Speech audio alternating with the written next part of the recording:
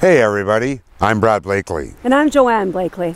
We're going to be rolling up and down the coast of Vancouver Island, searching for unique places, people, and wildlife in its natural habitat. It's all right here, right now on Rediscover Vancouver Island. On this trip, we're going to visit Hornby Island. We're on a quest to find out why there's such an abundance of wildlife on this island.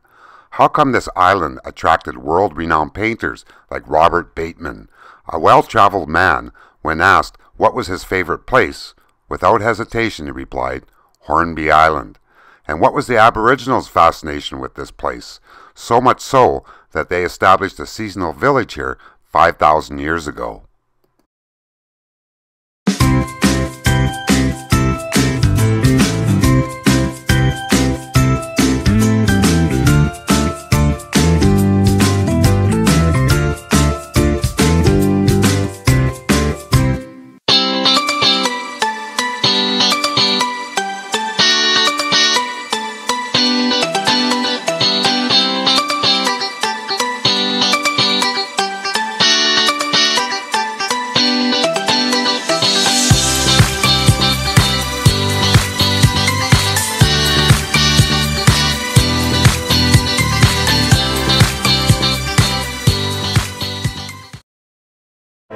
Our trip from Nanaimo to Hornsby Island was 2 hours and 9 minutes, including 2 ferry rides.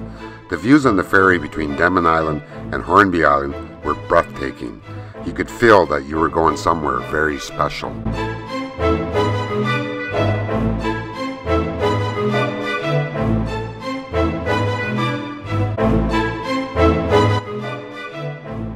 Being somebody who enjoys photographing wildlife and unique places, I could not resist this group of cormorants basking in the sun right at the ferry terminal. Cormorants catch their prey by diving from the surface. Shortly after, we spotted this bald eagle in the surrounding trees. They have 2 centers of focus, forward and to the side at the same time. Our accommodations for this trip were at the Seabreeze Lodge. With its panoramic, stunning ocean views, the lodge has tranquil and scenic surroundings harmonious with nature. The soothing sound of the ocean touched every one of your senses.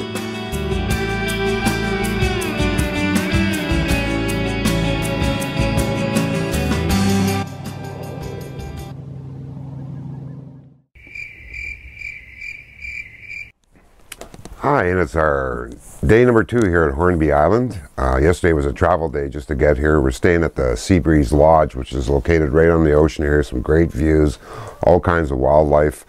My first initial thoughts of Hornby Island is this place is unbelievable for wildlife. We're here for the herring season, and what happens is the herring, they come up and they spawn right on the shore, which brings all the activity of the eagles. You got stellar sea lions, tons of activity, and it's nice, it's beautiful out here, and it's quiet.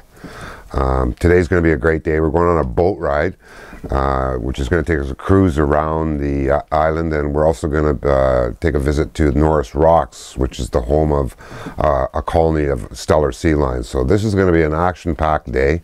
Looking forward to it, and let's get going here.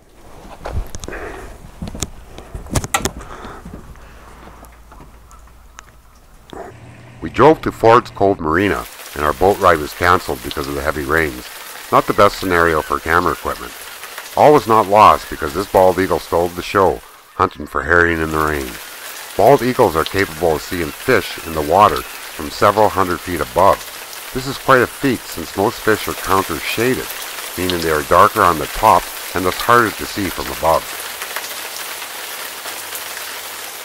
It was raining like cats and dogs, so we decided to go back to the lodge to see if we could film some wildlife off our deck.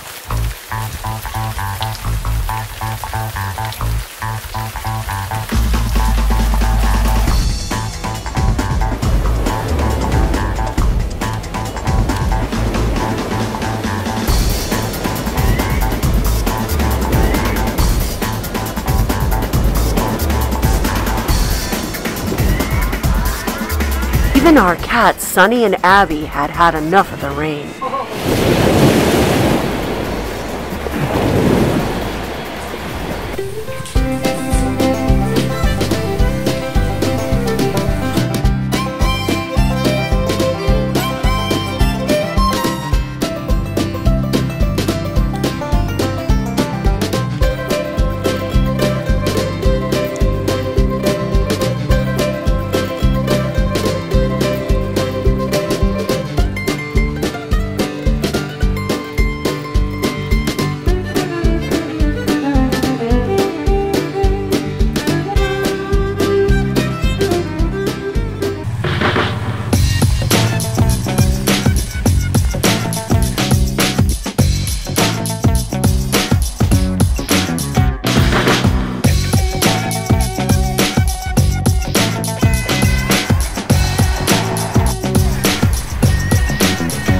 few hours later, we decided to check out the community art show. The whole island seemed to be a canvas for the expression of art.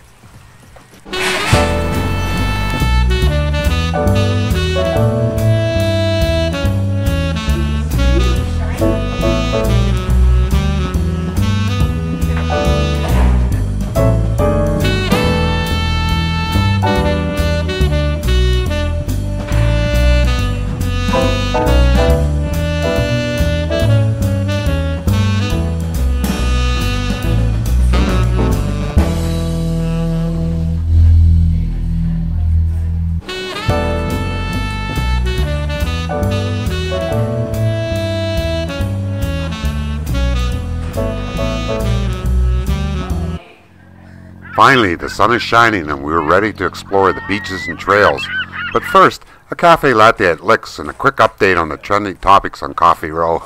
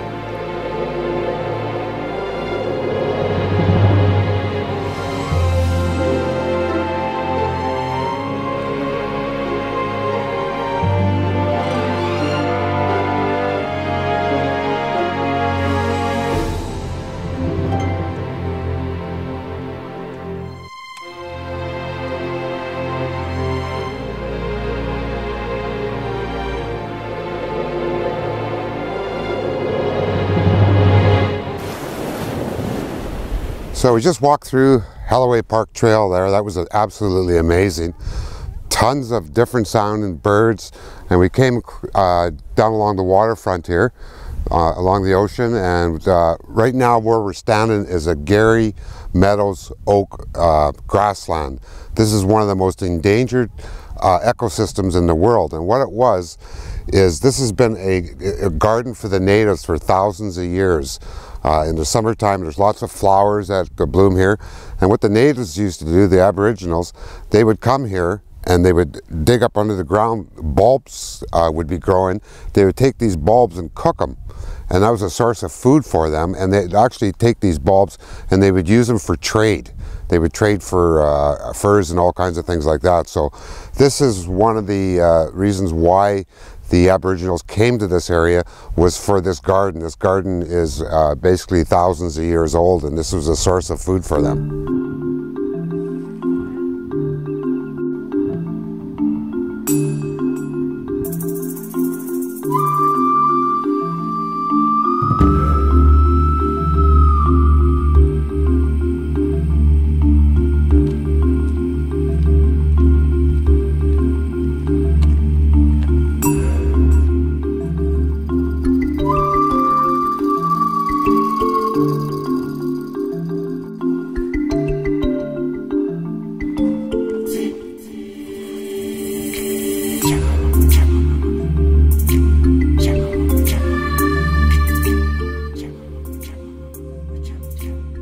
After the long hike, we sure worked up an appetite. That was quite the hike. I'm going to take a little bit of a break here before we go back out again. In the meantime, I'm going to enjoy my sandwich from the Sizzle.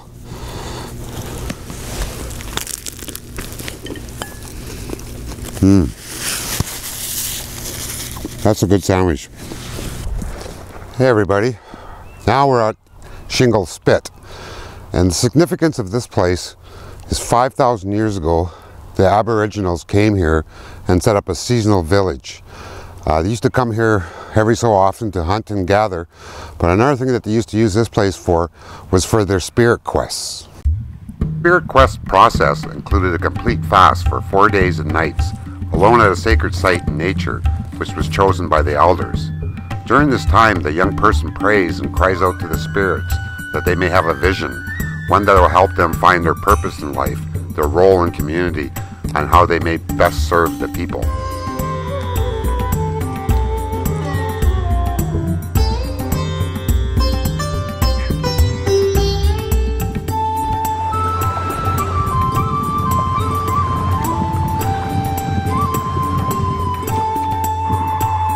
We were walking along the shore when we noticed birds by the thousands floating in the water. Then all of a sudden, the frenzy began. This occurs when fish swarm beneath in a tightly packed ball, which is a defense measure when they are threatened by predators beneath the ocean.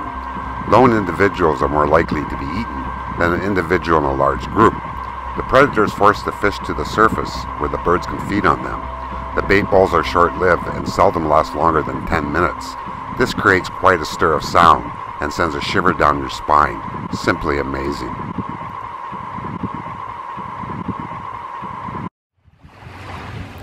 One of the disappointments of this trip is that we never had the opportunity to experience the stellar sea lions rookery because the boat tour was cancelled. But I was talking to a local photographer who shared me where the sea lions hang out. He explained to me how to get there, and that the low tide was the best time because I could get on the rocks and get closer to them.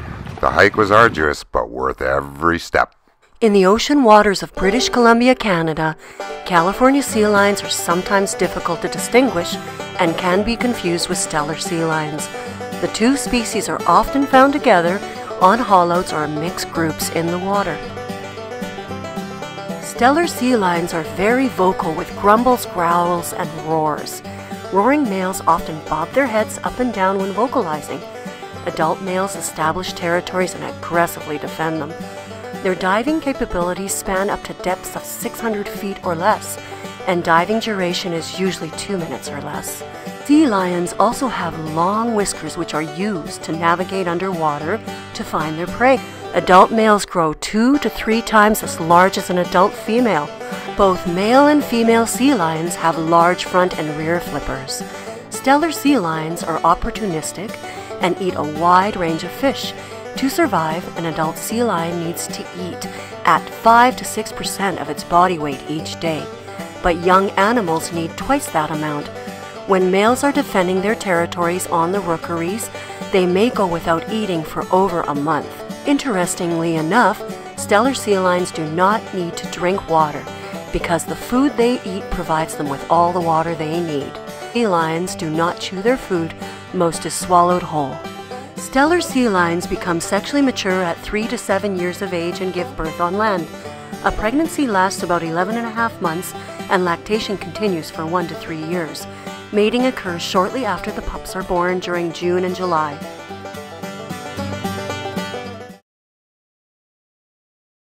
That was so much fun. What an amazing place. You know, yeah, that was a lot of fun. And the thing is, Hornby Island's a type of island that you just don't hear too much about. You know, and it's because it's an extra ferry ride over. And that's what kind of makes it so special. You know, Brad, this is a place I want to come back to for the beaches. I agree. And, you know, the thing about Hornsby Island is that you want to tell everybody about it, but it's such a well-kept secret, a part of me does not want to tell anybody.